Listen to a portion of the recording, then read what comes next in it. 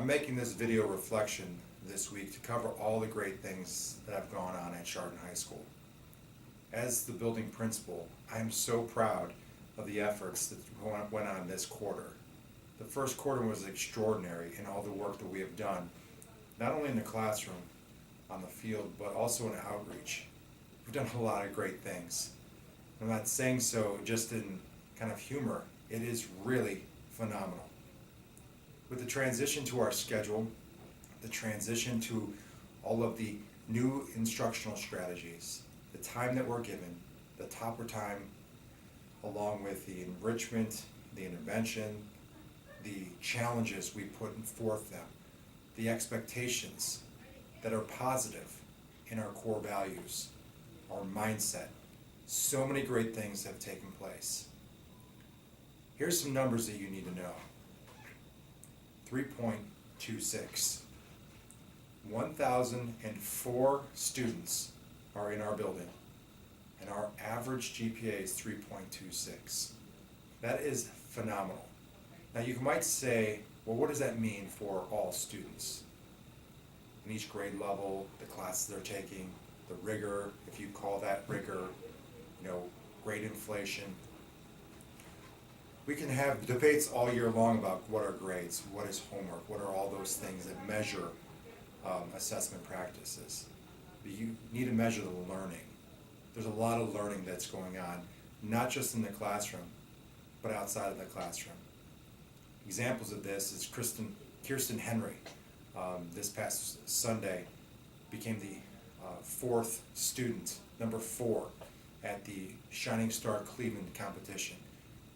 She's a phenomenal singer, phenomenal student, phenomenal athlete, and a great person, just as an example. We have so many things to look forward to as we move in the second quarter, just in our school, as we put a closure to the WRC challenge, where we are able to raise $30,000+ in all of the proceeds and be able to donate a lot of money to these schools in Houston.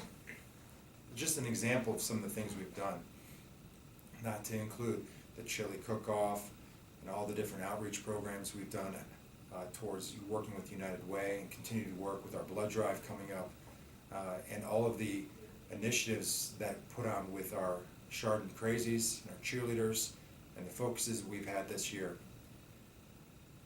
The quarter ended, and I gave you the example of the grades, 3.26, but I also took time this week to talk about really our purpose. I talk a lot about purpose, and I talk about who we are as a school. I love our students so much. They treat them as an extension of my family. So when they hurt, I hurt. And I've been talking to a lot of students about their social and emotional well-being. In particular, we've been talking about what is the purpose of our assessment practices. We had a great conversation as educators on our late start faculty meeting where we talked about homework. And we talked about what are we providing students to master skill sets. And each department's talking about this. Do we believe homework matters? Well, if it's purposeful practice, yes. And some departments have different practices because of their content and others less. But the reality is we're here for school, education for all, and providing the opportunity for all to be successful. As we continue to have conversations about homework and formative and diagnostic practices, I'll keep you in the loop. But it is impossible to write about all these things inside of a week of reflection alone. I had a shadow this week, which took a lot of my time. I had a student from Ursuline College that's a teacher and mentor that followed me on Monday and Wednesday. And the one thing she said was this: you have some great kids, and you have some awesome teachers, and you have so much spirit, and your kids truly care. That is decades of work, not just a year of work. That comes from home. That comes from what we model here in school and what we have an expectation about what we value. Because if we look at community and humility and achievement, respect, dignity, optimism, nurture, we work those things into all of the curriculum, then people will start to see the behaviors equal the outcomes. And that is what creates a true profile of a high school student that becomes a graduate. So it was a great experience, and she was able to see faculty meetings and department meetings, and she was able to go in the classrooms with me for observations, and we were able to be in the cafeteria and sitting and talking with kids, and she was able to see how we manage situations where students need our background, our experiences.